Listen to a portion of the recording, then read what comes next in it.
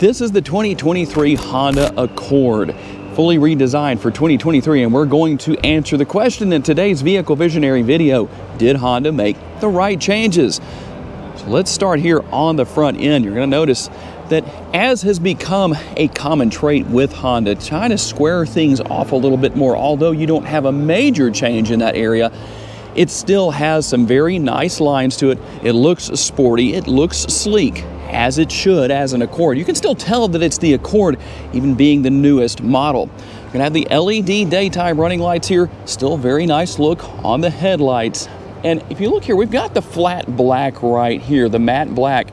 That seems to fit well, but if you're saying, oh, I'm a big fan of gloss black, you're going to love this vehicle because there is quite a bit around here. Taking a look at the front grille, the design here, well, it seems to have advanced nicely. You're going to still have that Honda logo right there in the center, and the lower grille as well. Let's see if we can take a look here and show you that those are active air curtains right there. Kind of hard to see that they go all the way through. I'll tell you what, we'll just go around here and see if we can tell a little bit better that you can see the opening right here, allowing that air to flow through and improve aerodynamics, improving performance of the vehicle and giving better gas mileage. Down there on the lower portion, we also have the front spoiler in gloss black, looking very nice. And what about tire and rim size? Kind of hard to tell here because of the fact that I can't turn the front wheels in the right direction, but 235 on the width. We're gonna have a 40 series sidewall.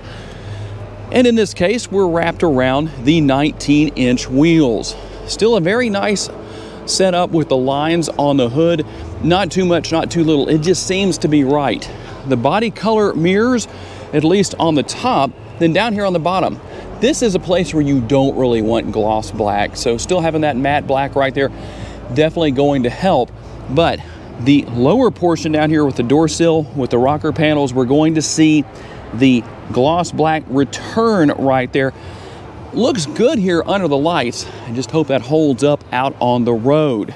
Now, you're gonna have brushed aluminum around the windows, a combination of the brushed aluminum, a little bit more of the gloss black, but the one thing might disappoint a few people.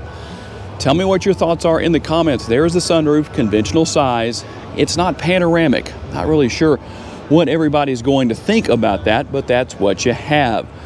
The sleek lines continue all the way down the back here. We're gonna have our rear deck lid, the trunk area. It's gonna have a little bit of a kick up to it, a little curvature right there with the platinum white color, looking very nice. Gone, however, are those taillights that make you think of a stapler back here. So really looks a lot cleaner, I'd say, back here without any kind of a line in between the headlight housing and then having more down here. So a good look right there. Clean on the rear, going to have some more of the gloss black right there, but you don't see any exhaust. So that's definitely going to help clean things up here on the rear of the vehicle.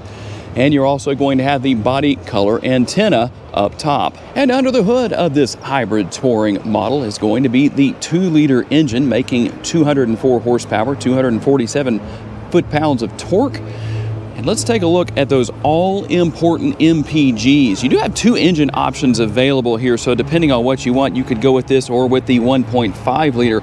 Well, here we're looking at 46 miles per gallon city, 41 highway, 44 combined, and 2.3 gallons of gas for every 100 miles driven.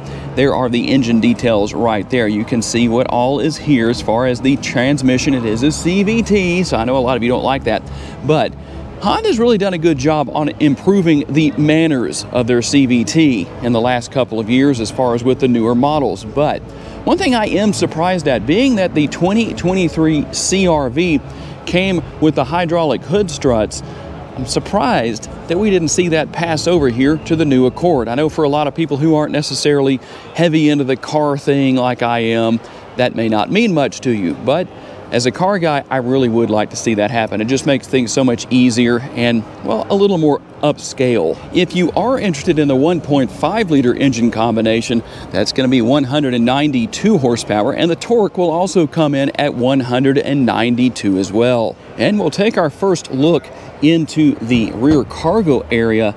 Taking a look in there, there is a lot of space. 16.7. Let me make sure I say that where you can understand. I said 16. It kind of sounded like 60. 16.7 cubic feet of cargo space back here. That's not too bad. So what we have there, let's see what we have under the floor. Okay, you're gonna notice you don't have the spare tire. So I know a lot of you are gonna be disappointed in that, but it is what it is. But let's go ahead and take a look here at maximizing cargo capacity. We're gonna do this real quick and hopefully not get a copyright hit because the music is playing, but you just pull on that lever and then down go the rear seats. That's how you're going to maximize cargo capacity. Pretty good bit of space in there for your family road trips. And taking a look into the rear seat area here, we'll take a look at what we have on our door panels. We do have the black interior, gonna have the door bin right here.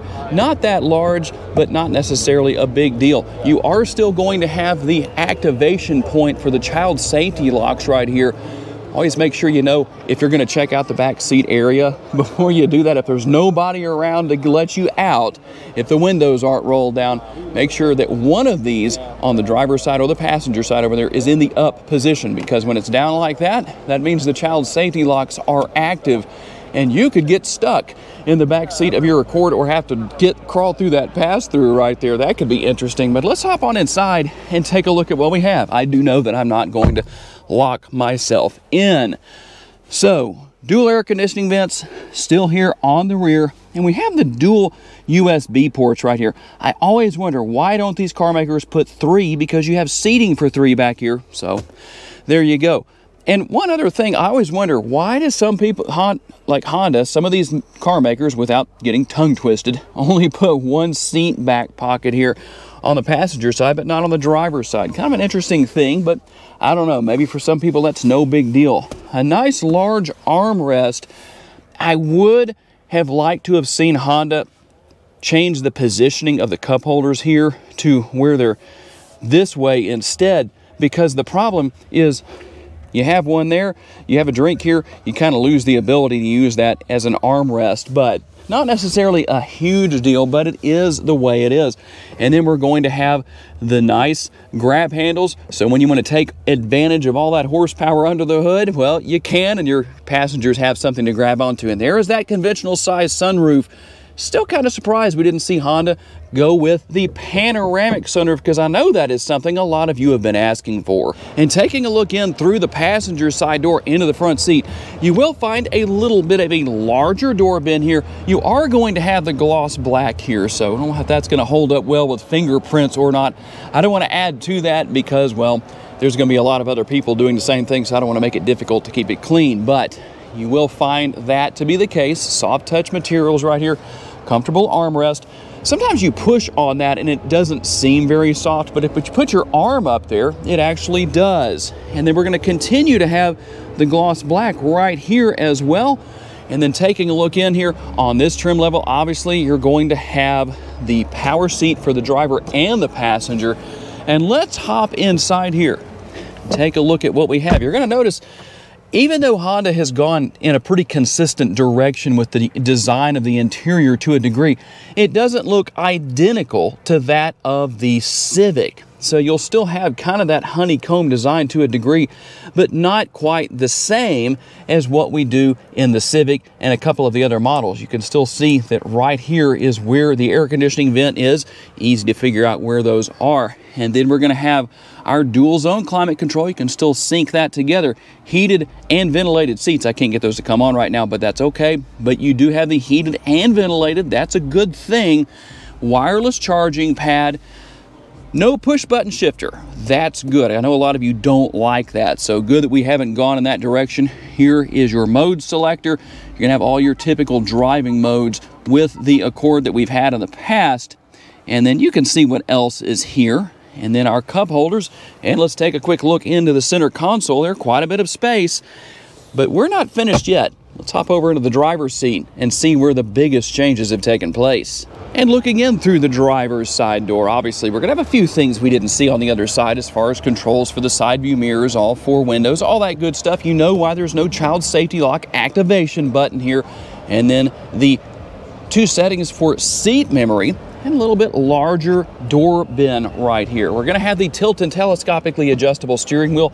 The same as we saw with the previous generation. You'll just drop the lever right there and make your adjustments accordingly. And then the air conditioning vent over here, seeing those changes again, a little bit more of that gloss black.